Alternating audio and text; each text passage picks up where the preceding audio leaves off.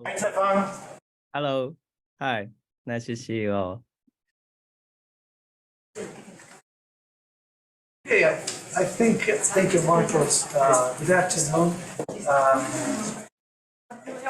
So I would like to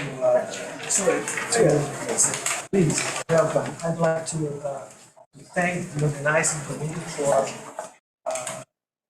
the honor, for the invitation they made to be here. It's a pleasure to see the audience as well.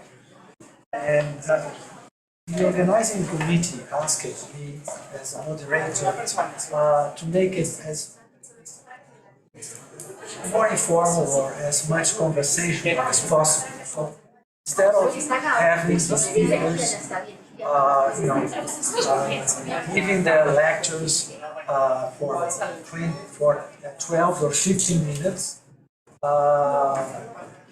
the organizing committee thought it would be better if I could make some questions and then would interact better, right? And so that's I found it a fantastic idea because I believe that, the panel can be more dynamic, right?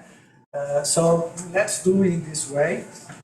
You may see I have the pleasure to have here the panelists, Sophia Paulini from Humboldt University, Berlin, right? But in your paper, which by the way I enjoyed very much, also inserted some other qualifications that you are not.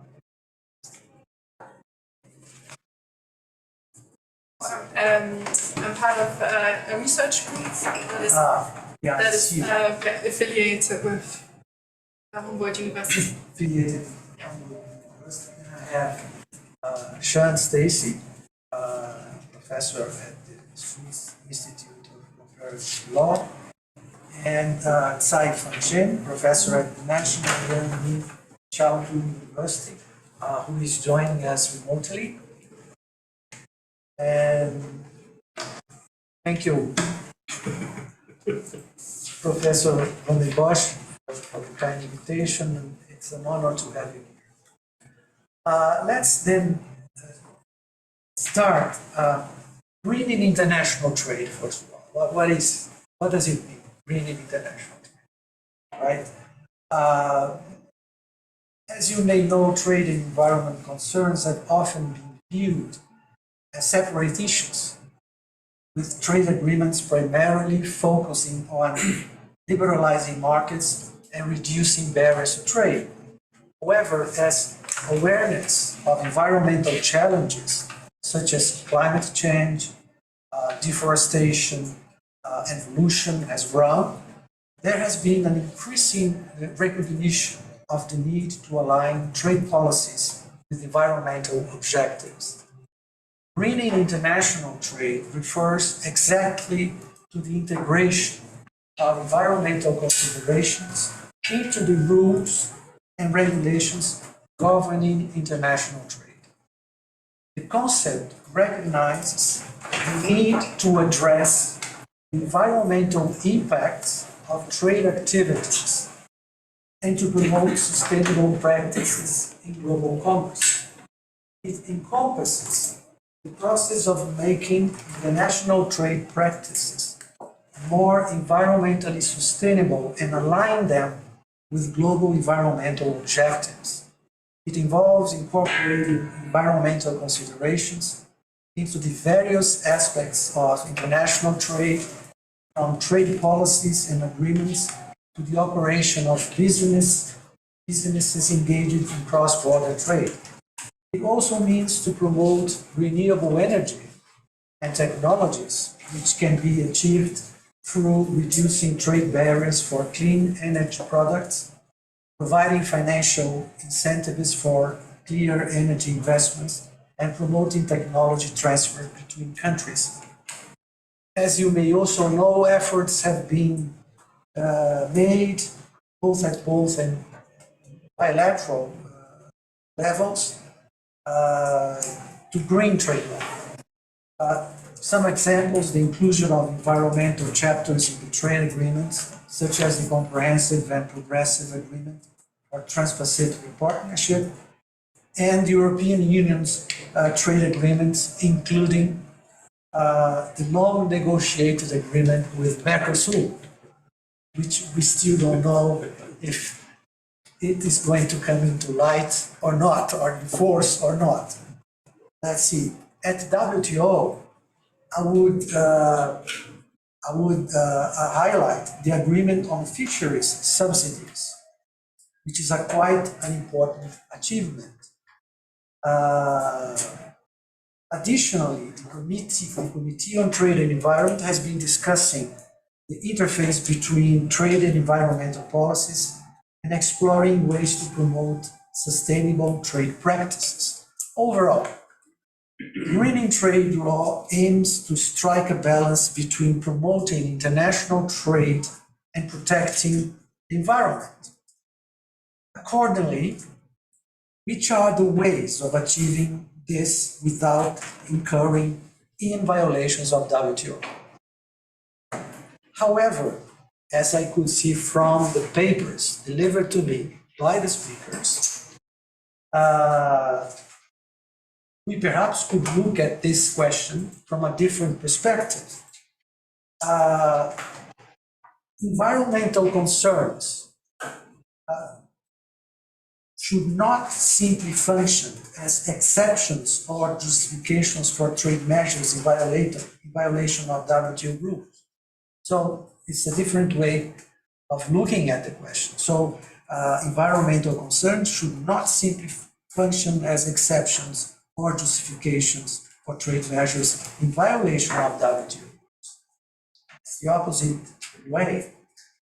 From a climate change law and environmental law perspective, which are the limitations of WTO law to effectively be protective of the environment? Additionally, how to combat the climate crisis? All these topics have been addressed in different ways, of course, by the speakers.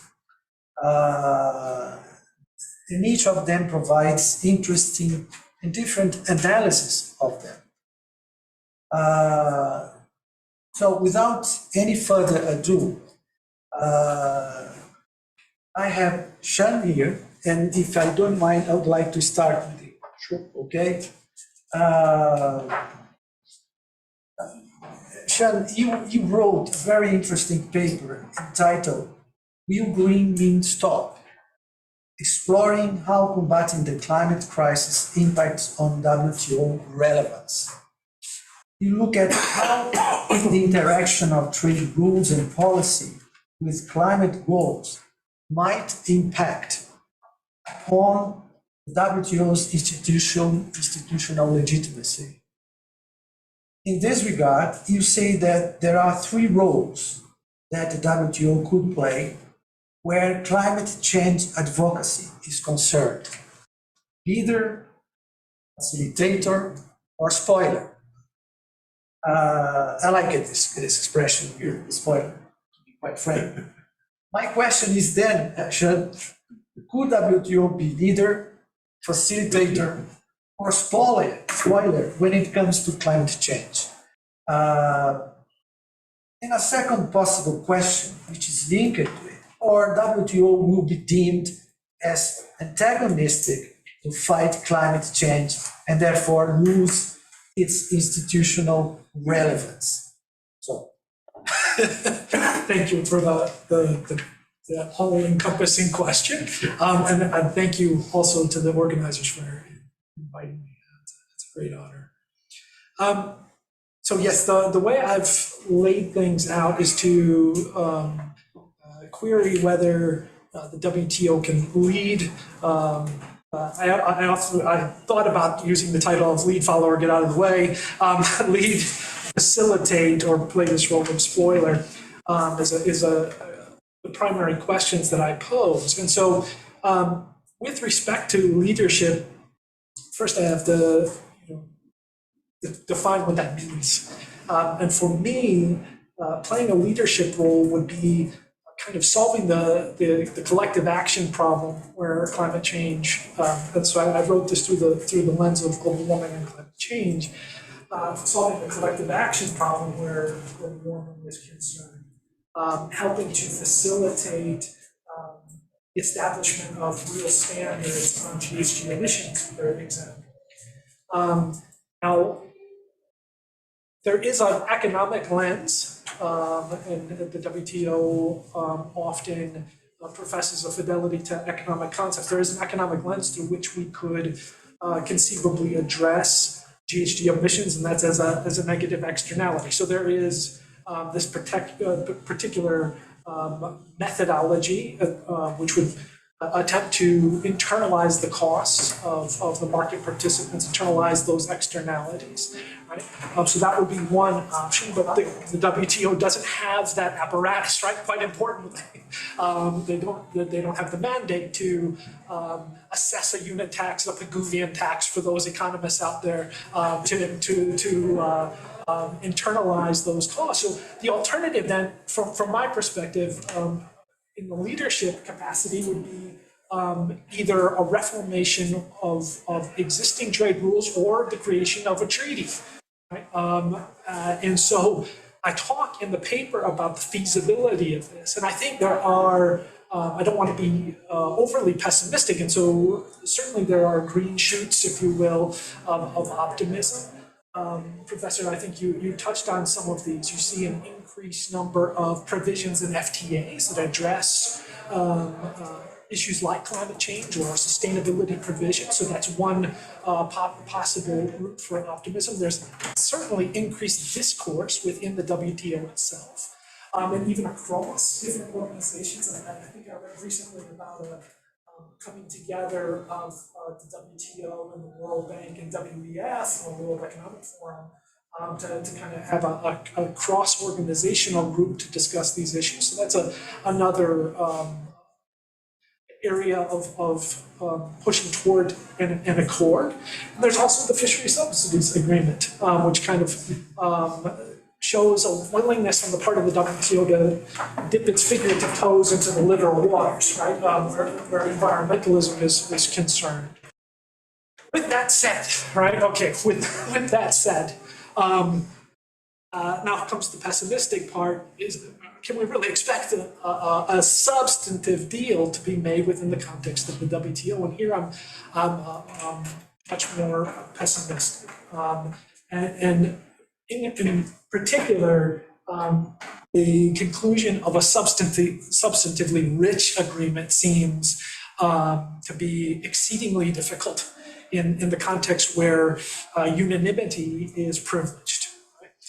So I think there's a rightful suspicion in the realm. Then, if we're saying that there's at least some doubt about whether the WTO can play a leadership role, we move to facilitator.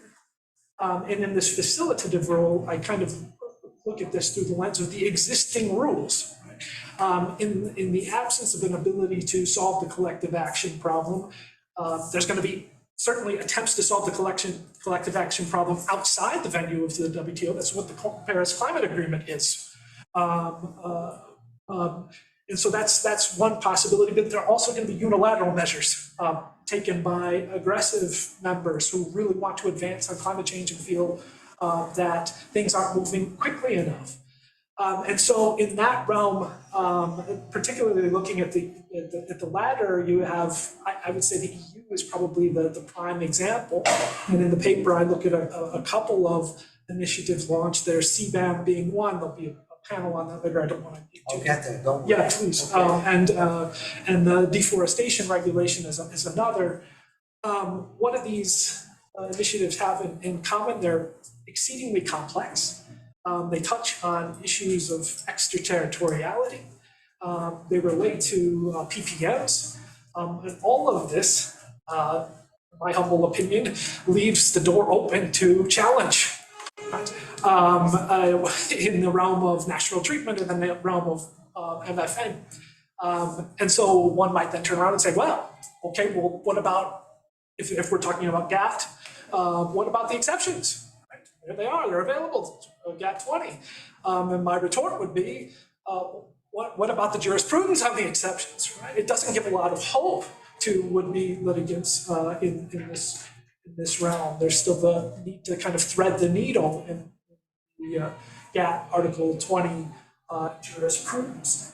And so here again, there's, I think, reason for pessimism. I also think there's the potential to put panels, in this case, since there is no appellate body, into some awkward situations. I think, or uncomfortable situations. I think there is a growing sense within the WTO community that there needs to be kind of an orientation toward a greater environmentalism, so there's kind of a pressure there.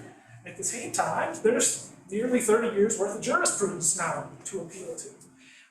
And so I think there are possibilities of novel arguments being made, and we'll have to see how receptive a panel might be to more novel arguments. If you look, for example, at the publicly available written submissions of the EU in the palm oil cases, there's kind of a different conception of Article 20 than what's existed for the last 25 years. And so will a panel be receptive to that or not?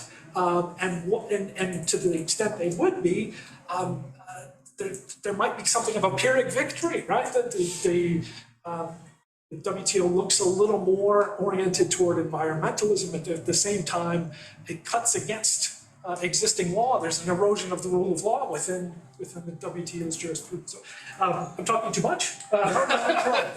And so the possibility for spoiler, I think, is real. And then how that reflects on relevance, perhaps we can get into later. I can expand on what I mean by relevance. Right. Wouldn't like to explore a little bit more what you believe is to be a spoiler, Yeah. Because this, I believe it's the first time louder. Okay. Can you not hear me? I'm sorry. Okay, spoiler. And so I think the spoiler rule I'm thinking of is, so I take as a kind of precondition in the paper that there is this increasing call for the WTO to orient itself, as you said, to integrate these concepts of environmentalism and liberalized trade. And so I think the spoiler role in this particular instance would be to be unfacilitative of even unilateral measures that were made under the auspices of advancing climate policy, or being antagonistic possibly to multilateral environmental agreements, MEAs. Right? I talked in the paper about a possible awkward experience that might be had through GATT 20D as a for example. So Peter says no, so I'm wrong. But I'd be happy to discuss it. And so I see the spoiler role in that way, not being able to accommodate or move toward an integration. Okay, it's going to be, this perspective, to combat climate change is going to be very difficult, and perhaps WTO risks losing its institutional relevance. Is that the idea? Yes, and so I think what I do in the paper is to root relevance to the kind of political science literature on legitimacy, and we can get into that if you'd like. But in terms of the literature there looks at what's known as input legitimacy. This is governance in the domestic context by the people. This is does the apparatus or the architecture of the organization give a voice to the governed? And then there's output legitimacy, which is government for the people, right? In the domestic context, they're government for the stakeholders. If we're looking at an organization, is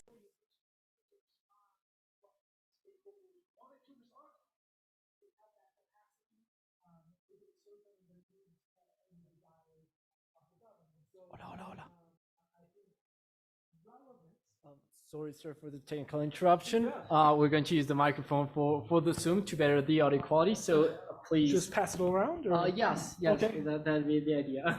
Sure. My jet lag has now made it so that I've lost my train of thought completely, but no, not at all. So I think the relevance of the WTO relevance, I think, would be linked to this concepts of output legitimacy and input legitimacy.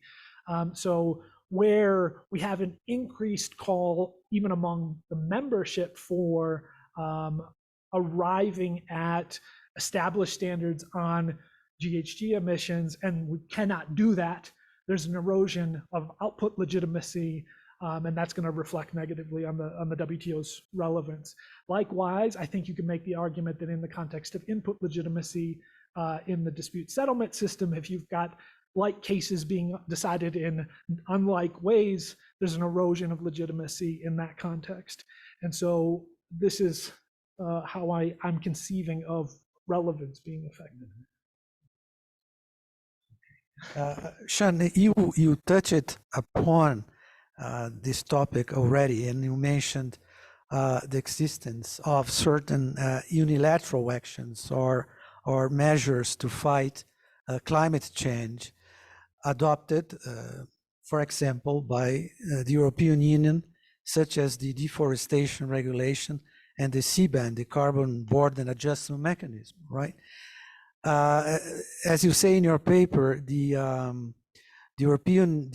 deforestation regulation requires, among others, that certain steps be taken in order to consider a particular basket of products deforestation free and therefore eligible to be sold on the European Union market or be exported from it.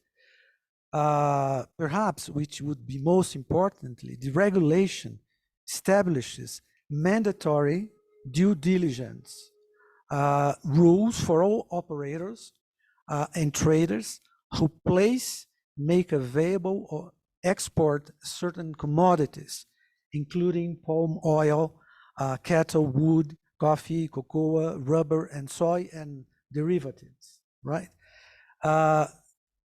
Let me put very clearly this. Don't you think the deforestation regulation can be deemed a protectionist measure, discriminatory between WTO members, or both? Yes. The very short answer is yes. I think. Would you like to add something here? Wait for my time. Okay. No, and this is what I was touching on in the context of I think both CBAM and the deforestation regulation. These are complicated measures and applied with a degree of sophistication. But I think sometimes in these contexts where you have a very sophisticated measure, it potentially doubles, triples, quadruples the possibilities for a challenge. There becomes many avenues by which a potential litigant could bring a claim, and so which are these avenues? Which are the regulations you're thinking about? TBT or? I think the TBT is certainly a possibility, right? I mean, if we can consider the deforest regulation to be a technical regulation, or if we can consider aspects of the of the deforestation regulation, in particular the due diligence requirements and the establishment of what are high risk, low risk, or standard risk countries to be conformity assessment procedures, then the TBT becomes applicable. And then all of the elements, the 2.1 national treatment MFN provisions, the 2.2 restrictiveness of the requirement that it can have an overly restrictive trade provision. These all are breathed life in this way. Of course, the GATT sitting there as well, right? The potential for, again, I can't get into every incarnation that might be out there, and I certainly don't want to litigate a case that doesn't exist. But I think you can imagine a number of different avenues under MFN, under national treatment, under Article 11 that might arise, and let me be chapeau of Article 20. Sure. Okay. Well, now we're on the backside, right? I mean, finding an obligation is different than getting into the exceptions. So the exceptions presumes we have a violation, we have an inconsistency with the GATT. But of course, if we have that, then we move into the GATT 20 analysis, and we presume, right? Again, we've skipped a step there too. We would presume that there's an applicable exception that's available to the measure, right? Be it 20A or on public morals, 20B on being necessary to protect human life, plant health, or 20G being related to the conservation of natural resources, as a for example. So that part of the analysis would have to play out, and then we get to the chapeau, right?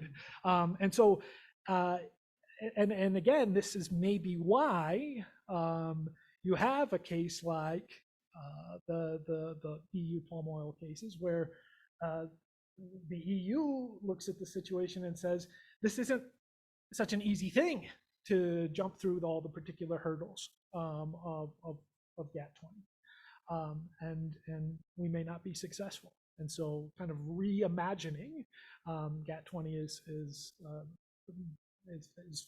asked for, requested in that context. Right. And just a last question in this regard, okay? This morning I read a news coming from not far away Brazil, from here. The ambassador of the European Union to Brazil said that the deforestation regulation is not a trade regulation, but is an environmental regulation. Do you agree with this? The WTO might disagree.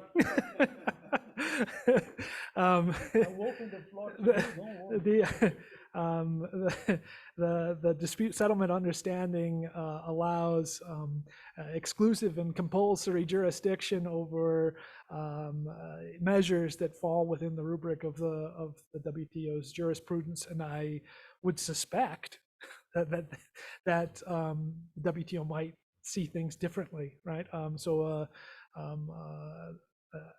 a kind of statement about one country's perception of a given measure won't necessarily fly or be definitive in the WTO context. It's a trim.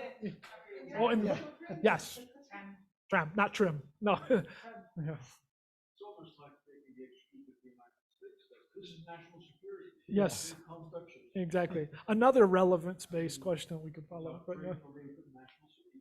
No. Absolutely. Trade regulation. Yeah. Okay. And just a last question on this. Of course, the CBAN, right? Which requires importing countries to abide by European Union. You're gonna like that, Vera. Countries to abide by European Union emission standards, either by participating in the ETS system, though instead of buying ETS credits, importers will buy CBAN credits, right? Or having an equivalent system at home. Well, this equivalent is something very worrying in my view, because we don't know what equivalent means, right? But anyhow, do you believe the CBAN is in accordance with WTO rules? Well, you're really putting me on the spot. Well, yeah. This is terribly uncomfortable. And no, exactly. I want to be. I think it could be said. I'm now getting booed from the. I think as I say with respect to the deforestation regulation, I think there are avenues by which a would-be litigant. John, I understand you tried to get. Oh, I'm sorry. Is this not working? Oh, okay. I'm sorry. Yes, I've been taking it for granted that folks could hear. My apologies. No, I think there are, as in the deforestation regulation sense, I think there are avenues by which countries will be able to bring a claim on CBAM as well. And again, I think this one source might be these equivalences, right? What does it mean to be equivalent? Who decides what's equivalent? Those decisions in particular are problematic, to say the least. Right? Thank you. I agree with it. Very much diplomatic. Thank you for this. And we are going to go back this, but let me first of all now turn to Sophia Paulini, who also wrote a very interesting paper in which she proposes a kind of different perspective, the way we look at this. Sophia wrote a paper entitled Translating Ecology into the International Trade Regime. And you mentioned, Sophia, the integration of a chapter on trade and sustainable development in the new generation trade agreements of the European Union, for example, reflects an acknowledgement of the close relationship between trade and sustainability. If I got right, however, you say, due to the detachment of the substantive content and institutional framework of the TSD chapters from the trade liberalization and market access commitments of the rest of the agreement, trade and sustainable development chapters are not capable of guaranteeing trade occurring under the agreement is sustainable effect. You don't believe that, right?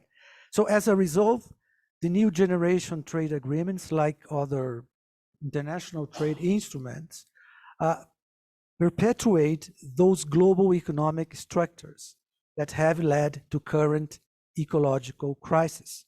Could you elaborate on this and explain a little bit of it to us?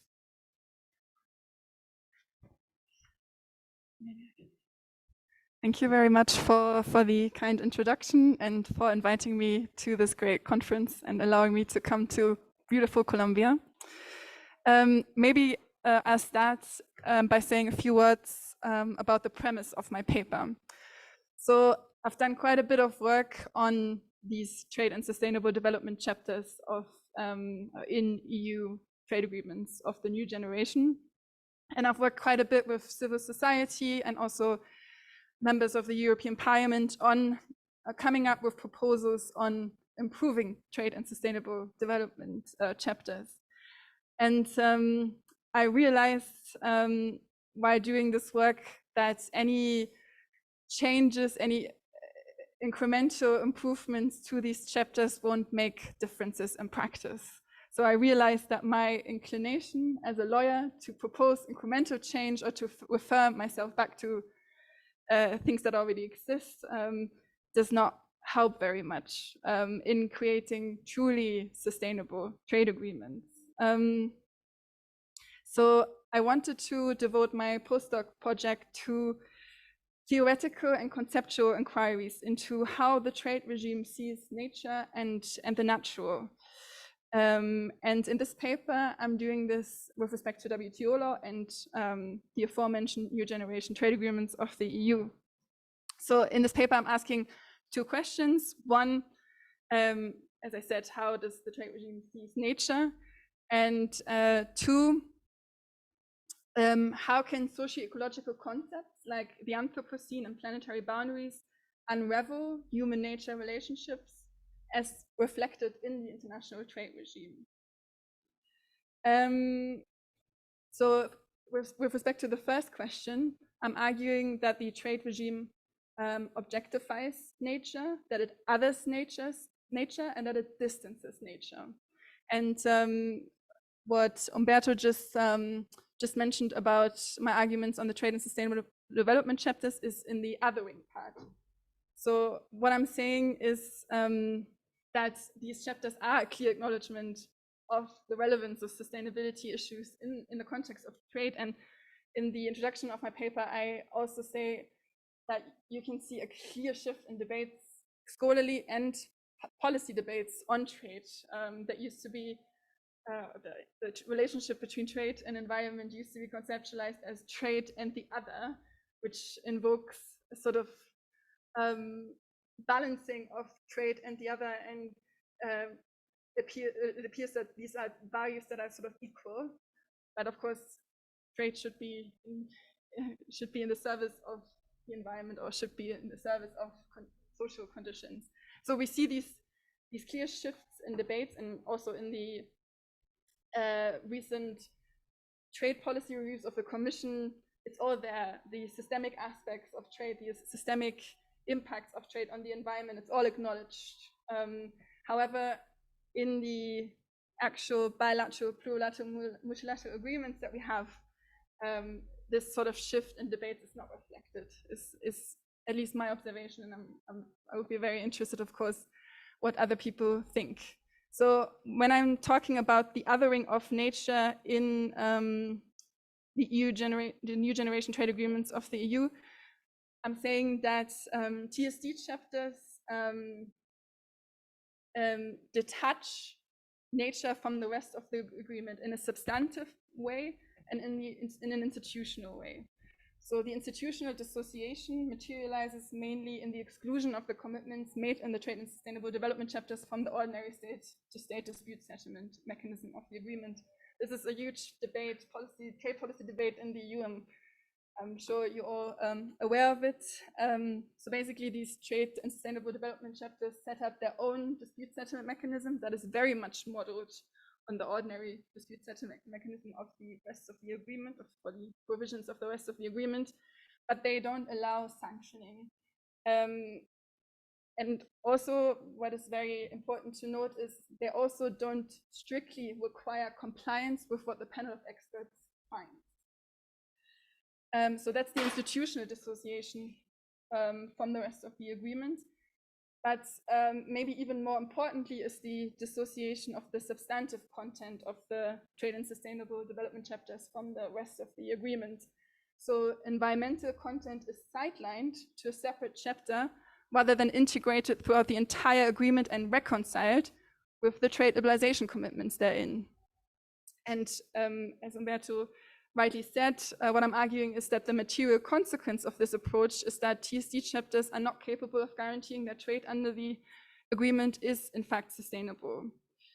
The central objective of these agreements remains the expansion of trade between the parties, irrespective of whether the implication of this expansion is sustainable or not, or if the increase of trade will lead to further environmental degradation. They also make no reference to the boundaries of nature and to the extent that the agreement might push those. So do you believe that the way the chapters on trade agreements are established, you don't believe that they are very much concerned, objectively speaking, with environmental issues? So the real purpose of them is not to protect the environment, if I understood well. There should be other considerations in order for these new generations of regional trade agreements to objectively take into consideration environmental aspects. You don't think if you include environmental aspects into these agreements, even doing this, you don't achieve the goal, which is to protect the environment, if I understood well? That is a very good question that I'm being asked all the time. What would a sustainable trade agreement look like? Is there such a thing as a sustainable trade agreement? And I think definitely. And we talked already about these unilateral measures that the EU is taking, that the US is taking, and there's a lot of things to be said about them. I don't think they are protectionist, but I think there's huge legitimacy problems of the EU imposing standards on the rest of the world. And I have spoken to policymakers in countries that are affected by this, that are very unhappy also about the universalism that is inherent in these instruments. So the same standards applying in very different countries. So I appreciate some aspects about these unilateral trade instruments, especially because I said earlier, I'm also arguing that the trade regime distances nature, and I think these unilateral trade instruments they internalize nature much more than the rest of the trade regime. However, I already said I see that they're very problematic. But in the context of these unilateral trade instruments, I think it's very, very important to keep talking on a bilateral, plurilateral, multilateral basis, because from the perspective of these legitimacy issues that I raised, it's important to come up with standards together and to acknowledge issues together. And I think that's what trade agreements could achieve. But the normative framework of such a trade agreement has to be very different from what they're now. I mean, that's what I'm saying about EU agreements. They perpetuate all the issues that have led us to all of these ecological crises that we're dealing with now. The normative, that's basically the normative framework that has stayed the same, that has not shifted, despite those trade and sustainable development chapters. So we need to completely redefine what our aim is with such an agreement, what the objective is of such an agreement. So it's a massive, massive shift, of course. But as I said, I think it's very, very important to keep talking on a bilateral, multilateral basis, especially in view of these legitimacy issues and in view of these standards affecting producers outside of the EU. So we need to listen to them, what they need in order to increase the sustainability of production. Was that a question? And also what I'm arguing in my paper is the Anthropocene and the planetary boundaries. I mean, that's a huge theoretical debate that I don't want to go into too much, but the social relations that become apparent in these socio-ecological concepts are super important. So it's a very, very small part of the world that consumes most of the resources, and the EU is part of that very, very small part of the world.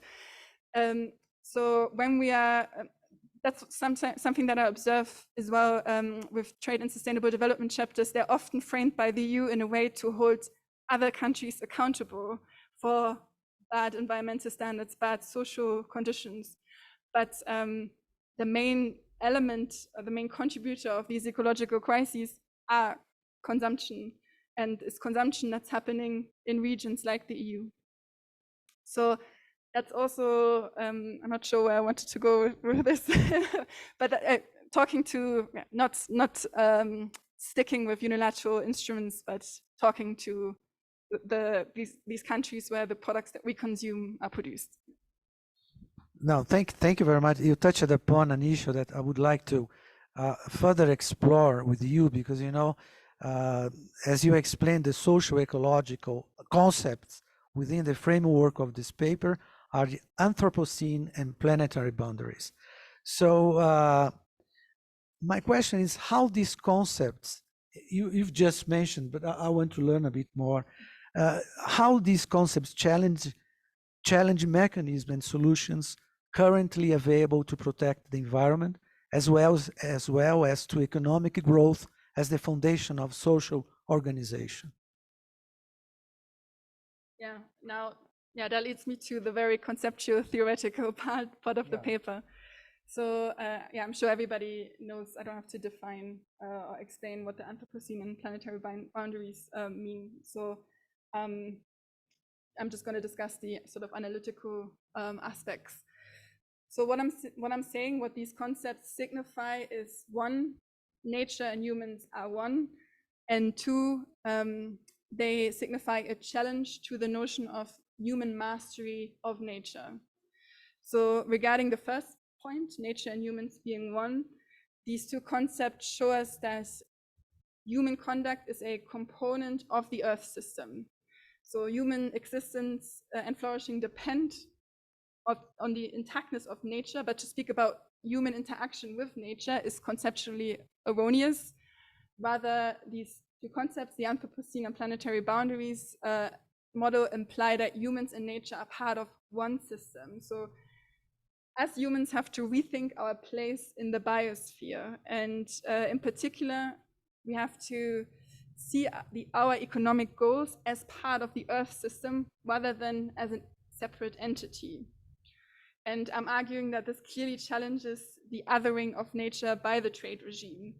So the legal disciplines and mechanisms in WTO law and EU trade agreements aim at facilitating and expanding trade between parties and set out legal disciplines that protect trade against discrimination and other governmental intervention deemed as undue.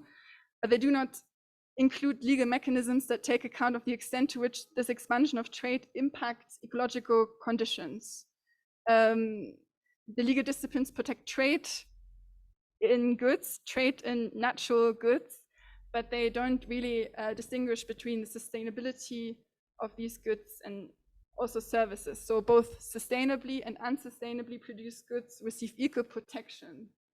For example, in the EU trade agreements, they are awarded equal preferential trading conditions. So rather than embedding economic relations into the Earth systems, processes, and elements, the regime disregards ecological and social impacts of production conditions. And the responsibility is shifted to the national domain by way of Article 20, for example. And to say a few words on the human mastery of nature. So the Anthropocene and the planetary boundaries, you could say they challenge the modern dream to realize the absolute mastery by humans of nature. And they show that the prevailing paradigm based on the human-nature relationships, where the former dominates the later, is changing the biosphere, and thereby not only modifies permanently nature, but also threats human existence. As I said, I'm arguing that the trade regime regards nature as an object to be commodified, which constitutes a clear reflection of this mastery paradigm. And while WTO law acknowledges the exhaustibility of nature in the context of providing regulatory space to members in Article 20, on a systemic level, nature assumes value and is subject to protection only in a commodified state. I think, yeah. You gave us an idea of this. It's an interesting contribution. Thank you, Sophia. And linking up with more or less with Sophia's analysis, we have now Tsai-Fang Shen. Sorry about my back, Fang Shen, who also, you there? Hello. Hi. I'm here. Where? I'm on the screen. In front. Oh yeah, here. Ah, in front of me is there. I can. This one's looking at us. Okay, that's one. Looking. That's. Sorry about this. Sorry about my. Oh, I do. I trust you. I trust you. Right. The panel doesn't see you. Okay. No, it's okay. We yeah, okay. Tsai-Fang, you again repeating. It's redundant to repeat, but you also provided us with a very interesting paper entitled "Towards Regime Partnership in Ocean Sustainability: The Dispute Settlement in the Agreement on Fisheries Subsidies." And you explain about the agreement on fishery subsidies, and you point out that the disciplines of these agreements are not concerned with market access or trade benefits. You highlight that the objective of these disciplines are rooted in sustainability, specifically in preserving fisheries resources in the ocean, which I think it's more or less matches with you've just told us, Sophia, right? So it's more environmental than trade. So the real concern here is more environment than trade, if I understood well. And according to Feng Shen, the agreement underscores environmental concerns over trade ones. This is the first time that environmental concerns do not simply function as exceptions or justifications for trade measures in violation of WTO rules. So this phrase here, this is the first time that environmental concerns do not simply function as exceptions or justifications for trade measures in violation of WTO rules.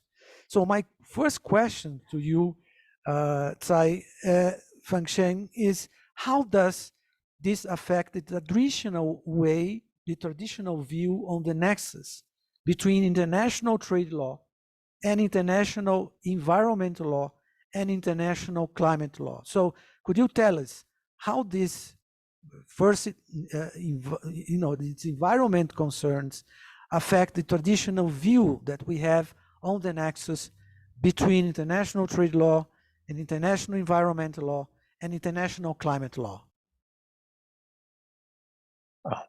Thank you so much, Professor Celli. And so I regret not being able to participate in the conference in person, and I'm extremely grateful, honored to be able to participate remotely. And also thank you for your kind words and introduction. And as you mentioned, that the recently agreed these agreements on fisheries subsidies is one of its kind in the WTO agreements, because its goals is for the preservation of ocean sustainability. It is not about trade benefits or market access, traditionally trade objectives. Instead, it's an environmental objectives. So I agree that it's going to be very different from traditional other agreements in the WTO. And I believe that it's very interesting to see that we all know that in WTO, there has been quite a few agreements in terms of multilateral trade agreements in the WTO for the in the past. So the achievement of the agreement on fisheries subsidies, the AFS, is for me, it's very interesting to see why it is the agreement that's finally achieved in MC12. I believe that it is not a coincidence for MC12 to be able to get it in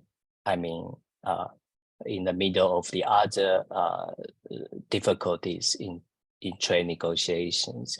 Of course, this agreement on fishery subsidies has been negotiated for a long time as well. But the agreement itself, to me, indicates WTO membership understood the urgencies in this issue, the ocean sustainability issue. So even though we know that the rectification rate is not as high as we would like to see, so it's been quite slow for the countries to adopt it to, but still the being able to get an agreement itself is a very important step.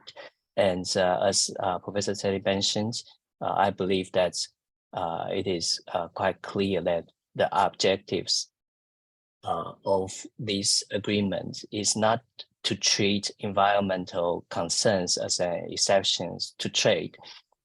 Instead, it itself provides disciplines and obligations to preserve ocean resources by providing the kind of prohibited subsidies with regard to, for example, IUU fishings, those kind of fisheries subsidies. Even though it is not as complete as we originally have hoped, but still it's a very good direction in the right, I mean, very good step in the right direction, in my belief. Thank you. And one thing that called my attention in your paper as well is that when you speak, of course, this is fishery subsidies, right? You speak about subsidies, and you say that fishery subsidies falls within the WTO's core competencies because WTO regulates subsidies. Given its experience, WTO experience with subsidies, if I understood well, the WTO would be well placed to regulate fisheries subsidies more effectively than other international organizations, irrespective of the subsidies' objectives.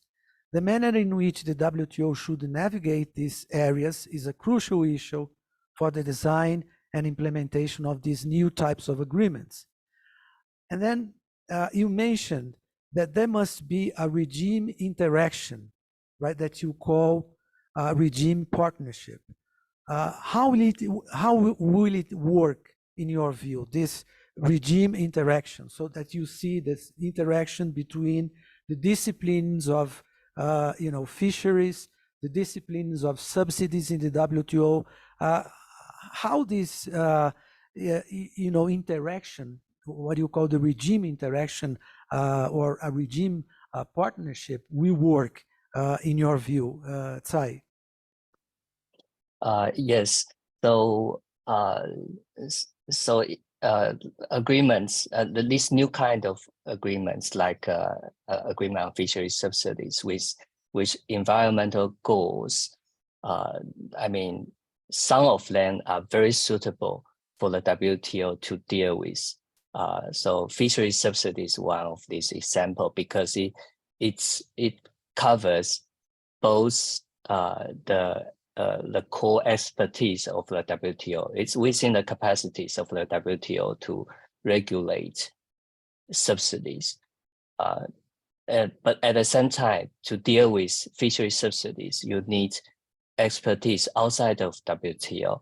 So, for example, the fisheries management part, that is outside of expertise or capacities of the WTO. So this, I think it is very justified for WTO to deal with fisheries subsidies because part of it is at the core of WTO's capacities. But in order to achieve its environmental goals, it also needs to utilize expertise of the external regimes. So therefore, regime interactions would occur. We are going to utilize regime interactions. And here, I believe that in the structure of the agreement on fisheries subsidies, these two parts, I mean, one part is subsidies, the definitions, the regulations, and the disciplines of subsidies. And the other part that is outside of the capacities of WTO, that is with regard to the fisheries management or fisheries determinations, whether, for example, IUU fishing exists. And to achieve these goals of the agreement, we need a collaborations of these two parts. So that's why I call it not only regime interactions, it needs to not just WTO utilizing the expertise of a fisheries management regime. Instead, it in substance it's going to take the collaborations between the two. So in the disciplines of prohibited fisheries subsidies, we are going to need a partnership between these two, so that the objectives of regulating the fisheries subsidies can be better achieved. And to function, what has been considered in the agreement is that the definitions of the or I should say the determination of the prohibited subsidies usually require two main parts.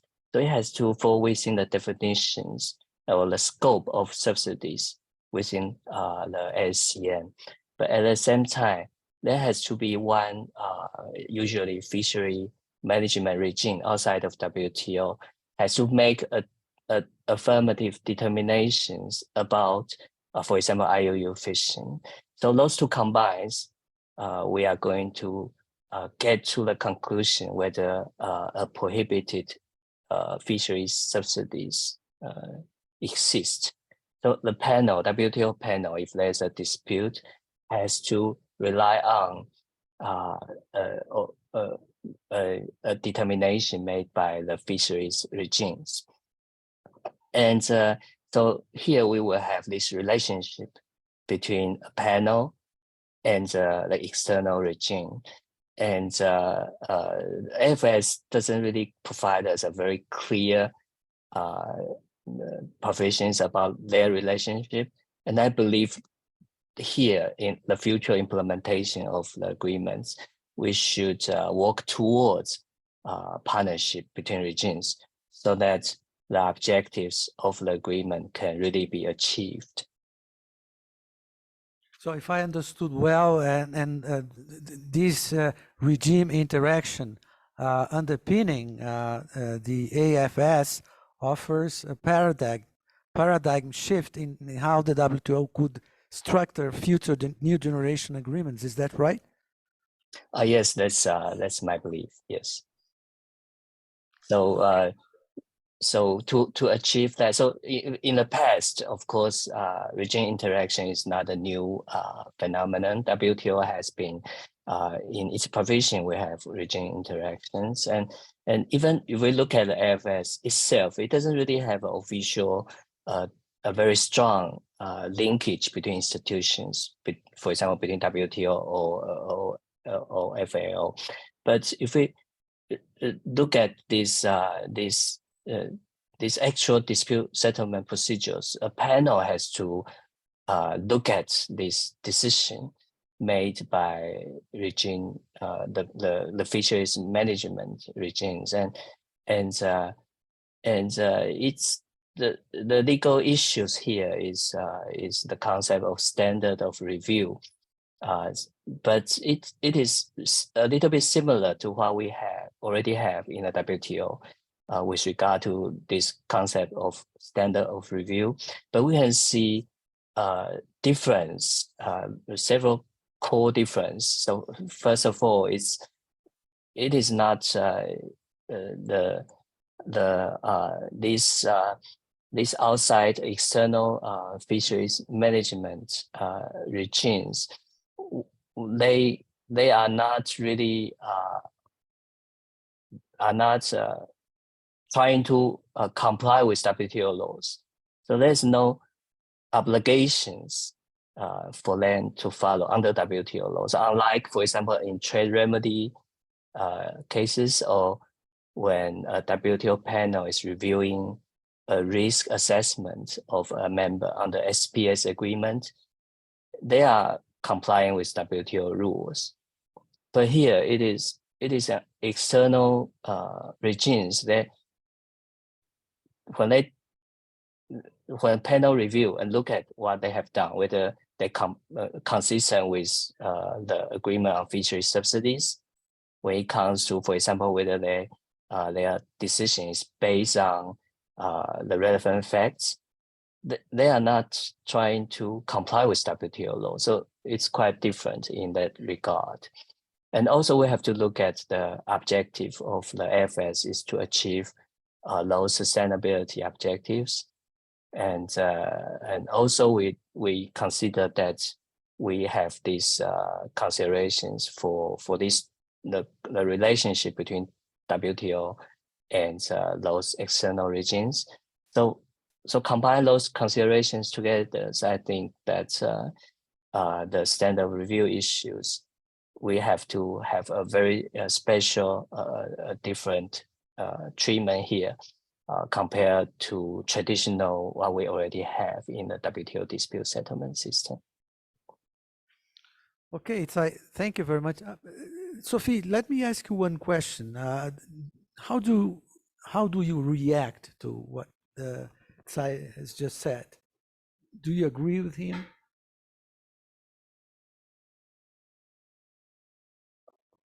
Yeah, in my paper, I write very briefly about asking you that. and I'm saying that it's a huge development, highly significant development, and yeah, I completely see that it is primarily aimed at environmental protection, which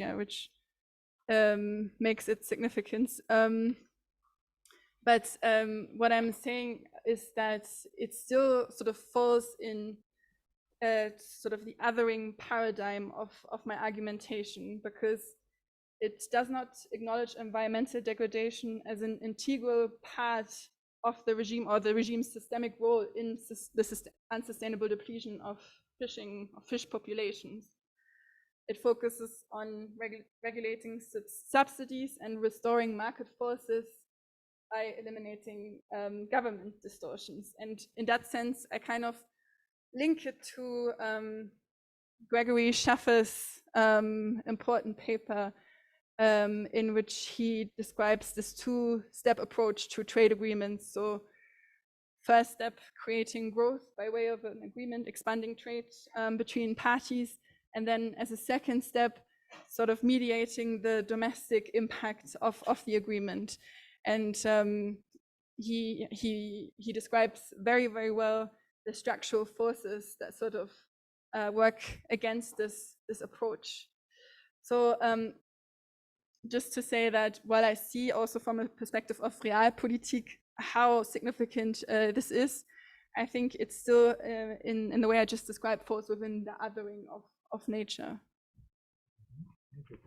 Shan, can I ask you as well? I mean, if you, in your paper, you brought us a number of interesting issues, but do you agree with this, this modification or this new perspective that we could perhaps use in order to contemplate new types of agreements in the future?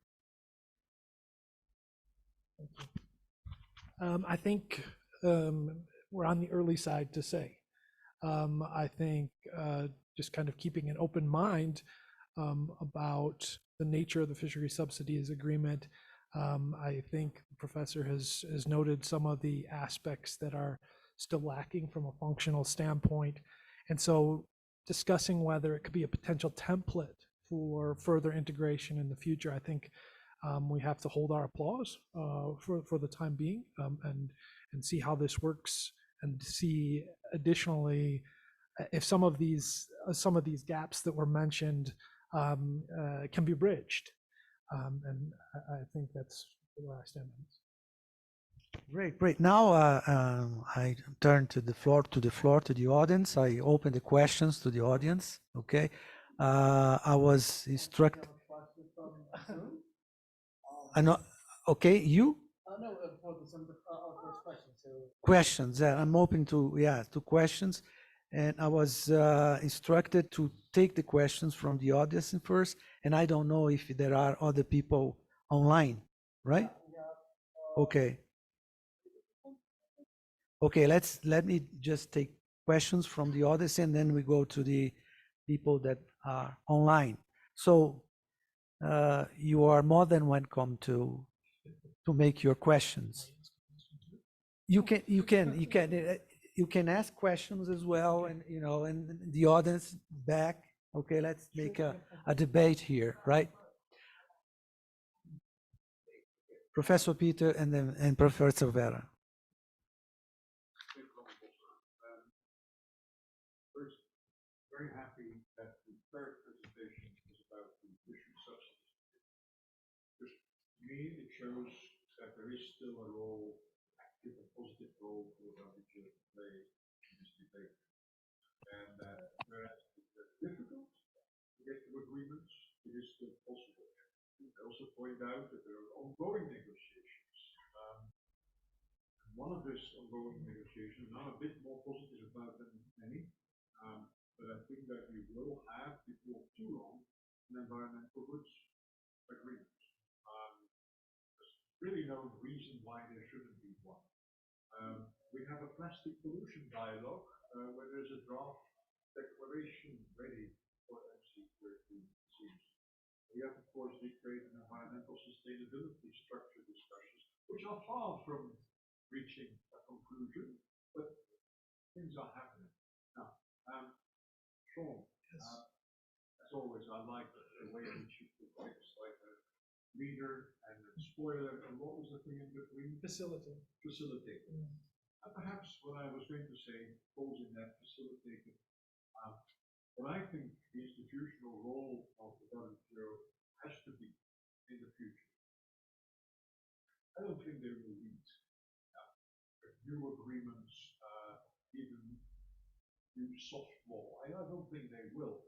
But what they should be is the institution, the forum where conflicts will arise as a result of unilateral trade-related climate measures or environmental measures. Forum where these tensions, these conflicts are managed and mitigated. And that will happen at the political level. My discussions in the PBT committee, Council of Trade in Goods, and that's important. That countries have the possibility to voice their frustration. And I mean, data show that in a number of cases, when trade concerns are raised, that solutions are found. So that's the political side. The other side is, of course, dispute settlement. And, well, don't let me talk about that. Yeah. But obviously, without a functional dispute settlement system, what we have WTO can do in this respect is limited. This actually goes back to another point that you made, Joel, with regard to the case law. I am much more positive about what can be done with the current case law. That also goes to Sudan. What can be done with the case law in justifying trade-related climate measures, trade-related environmental measures. But we probably need to give that case law another push or two. Problem with the current state of the dispute settlement system, we cannot expect panels to make that push, or not expecting to make that push in a consistent way. Again, you need an appeal body in order to, for two reasons. First of all, for the consistency of that push. Secondly, for the independence. This reason why the appellate body is now paralyzed is because we dare to do things that were not liked by the powers. Having said that, I really, I'm looking forward to reading your paper, which I haven't done. I think I sympathize with the ideas that I understand are in the paper. But, and this may be too general a comment. I apologize if it is. For me, governments and government policies are there for the well-being, the overall well-being of people. That overall dimension, as a social dimension, and as an environmental dimension, just like sustainability. So I like the concept of sustainability. It's not only environmental sustainability, not only social sustainability, but also economic sustainability. And certainly in developing countries, the economic sustainability is very important. And I think government policies are to pursue these things in a popular word that we use, but in a collective way together. And I know a great speaker, I'm a great admirer of Greg, but I think he makes that point too, that it all depends on who takes the lead on a certain issue. It isn't trade people that take the lead, and of course environmental considerations come second. But we also have now examples where the environmentalists took the lead, and then trade is put in later. Nice example, the Paris Agreement. The Paris Agreement has a provision that says that unilateral climate measures will not constitute arbitrary or unjustifiable discriminations or disguised restrictions on trade. So, and why does it come second there? Because the initiative was taken by environmental people, the environmental department.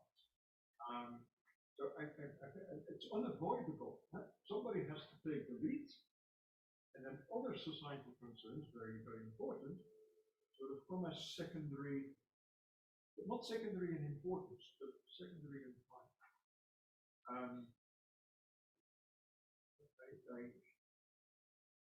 Nature respected only in a commodified way. I'd like to have a bilateral with you about that. What that really means sounds awful, but so and then online. Sorry you couldn't be here, but you had a great connection now. It's just one thing I agree completely with you that the fishery subsidies agreement are a different animal in the WTO zoo. And I hope we'll see more of these animals. But I disagree with, I think, what was your first sentence? Or was it Umberto that put this in your mouth? That's a possibility too. I may be wrong. The fishery subsidies agreement would be the first time that environmental concerns are not treated as exceptions. I would disagree with that because the PPG agreed with that. Sort of relates to measures that are environmental measures. There, the environmental concern is not an exception. You get under Article 2.1, where you would have the regulatory, where you would have don't apply an exception. You have the legitimate regulatory distinction tests. But the 2.2, let me not go into the details. That's the one point where I disagree with the rest. I have nothing but rigorous with what you said, and I hope we have more of these events. Thank you, Peter. Vera first.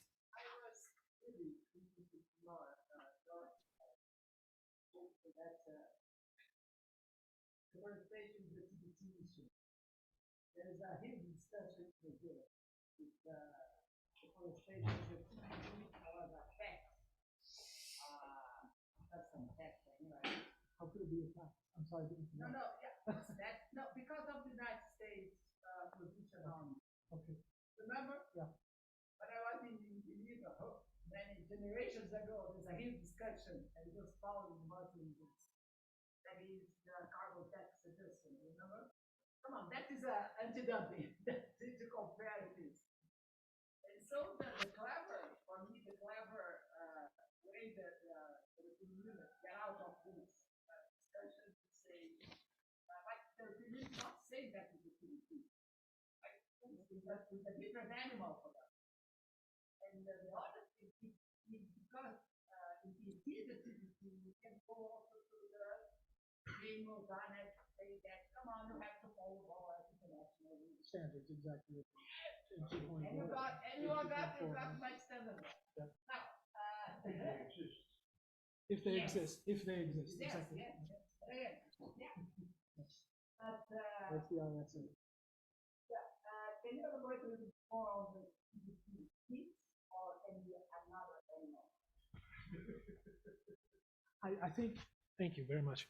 I agree with your assessment that the excuse me, that the European Union would say this is not a TBT agreement, of course, right? Because this opens the door to any number of other clauses that can be pursued, including potentially a 2.4 claim that there's some standard out there, maybe at the ISO or somewhere else.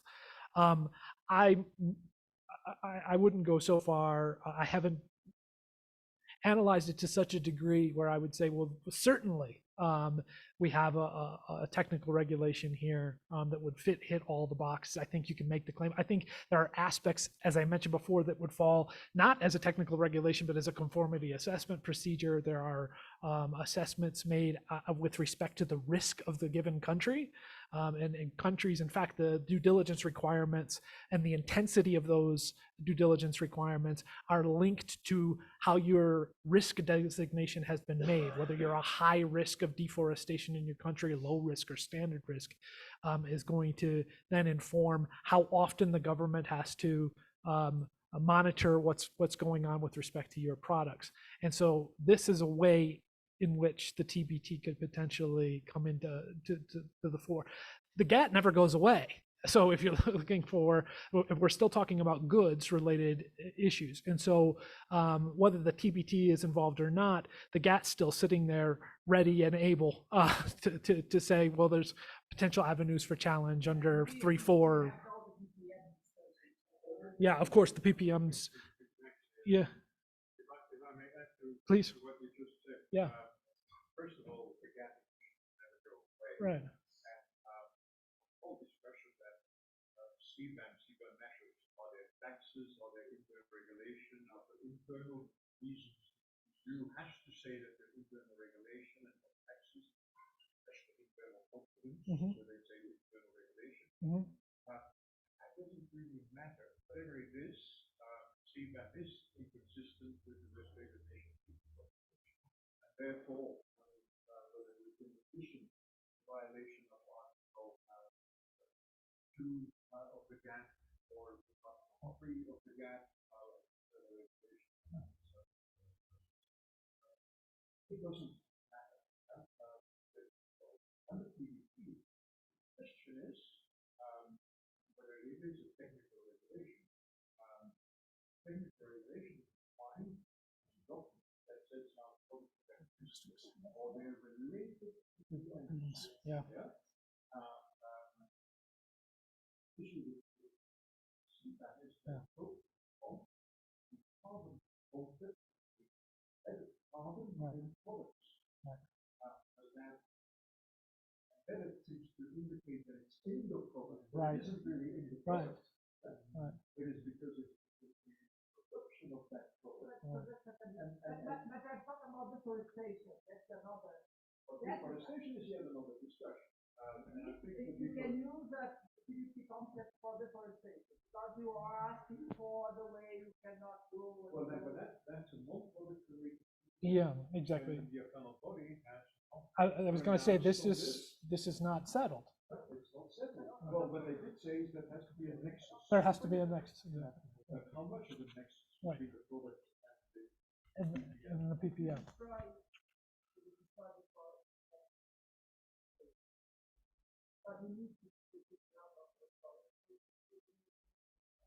That would be relevant.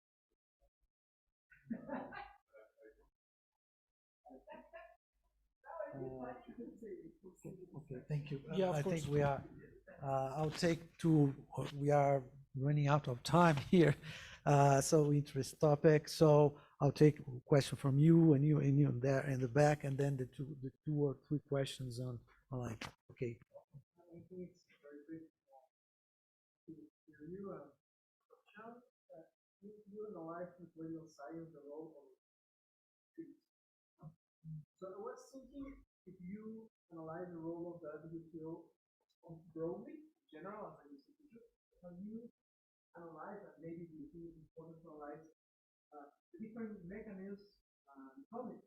For example, the role of the trade related to mechanisms, the role of trade of goods, the trade of services. So there are different areas that have been analyzed intimacy.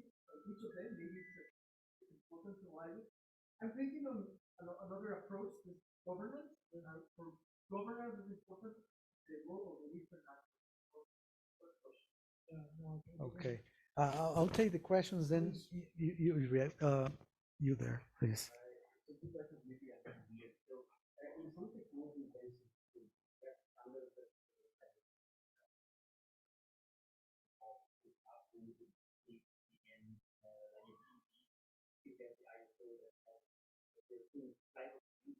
And then some point, how does this multiple sources something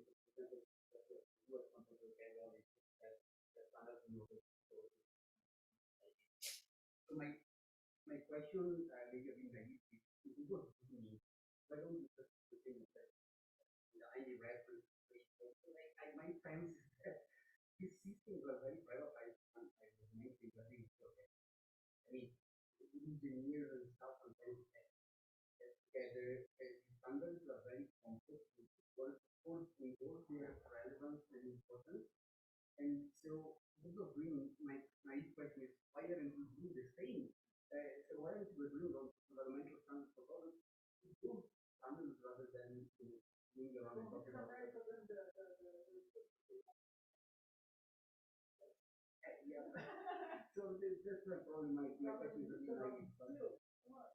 So even though the first question, the second is from the perspective of astrobiology, probably no, it's very interesting because decentralized even more the country under in the sense that the perspective of taking and commercial to control their engagement, and there are different reasons that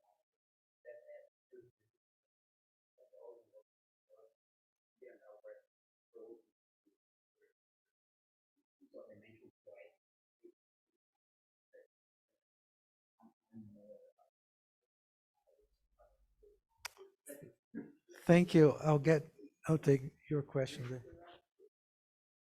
Please go ahead.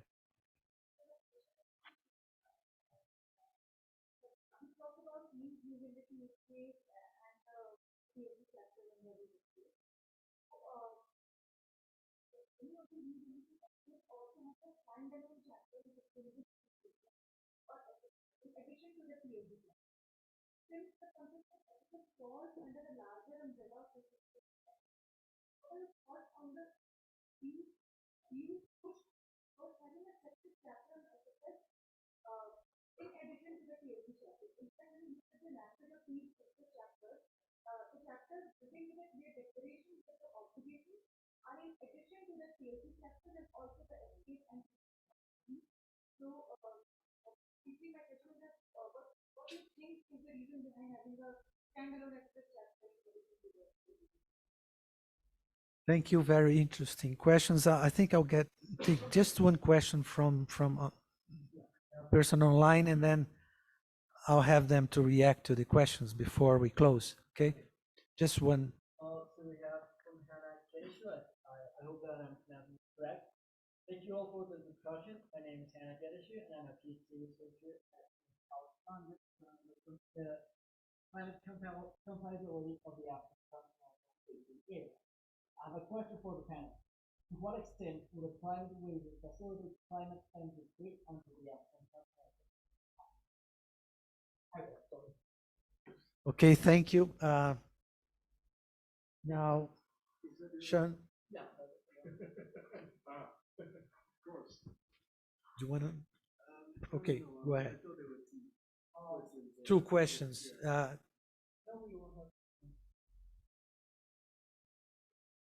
One question. Would you like to make some questions? Okay, so Sean, Sophie, and Fran, I'll give the please reaction to the question. Hugo, thank you for your question. With respect to this concept of legitimacy, I would say that the literature is quite varied. And so in a sense, I think it's more than legitimate to look at other aspects. You asked whether I into assessing legitimacy, the committee work itself, not as such in the context of the draft paper so far. I've looked more at, as I mentioned, through this lens of input legitimacy and output legitimacy, which tends to look at the process of rulemaking itself. And obviously, that's kind of the grassroots level of that, and it's probably something I should give more consideration to. So thank you for that point. I don't know if the standards question was really for me. What I would just say is my way of backpedaling. I would say that in the context of the TBT, the standard is potentially quite relevant to the extent there is an existent standard. Again, the TBT isn't the only game in town, though. However, we're talking about goods on the market. The GATT is still there, and I'm not as convinced about the weight that would necessarily be given to a standard. I think there's entry points there for that consideration, potentially, if there's been a GATT inconsistency found in looking at this issue in the context of GATT 20. But I think it would be less relevant than it would be in the context of the TBT. That's my initial thought on it. Yeah, thank you, Sophia. The question about the sustainable food system chapters and why it's separate from the TSC chapter. It's a good question. I can imagine that it's maybe a strategy of flagging it as an important issue. To my knowledge, these chapters are very much based on cooperation and don't include any substantive standards or commitments, obligations. But you can see these sort of things in different new generation trade agreements. Like in the New Zealand one, you have a Maui chapter, so different sort of sustainability, social issues put in a separate chapter. I think the flagging explanation might be. Thank you for your suggestion of what other concepts I could include. With regards to the standardization or standards suggestion, standards already have a very important role in WTO law. So I guess it's also a matter of what is in the standards, right? And in the framework of my chapter, the question would be: do these standards reflect sustainability? Do the standards reflect planetary boundaries? So I guess it's more of a substantive question than a institutional legal question, because they already are part of the system. Thank you. Type, please.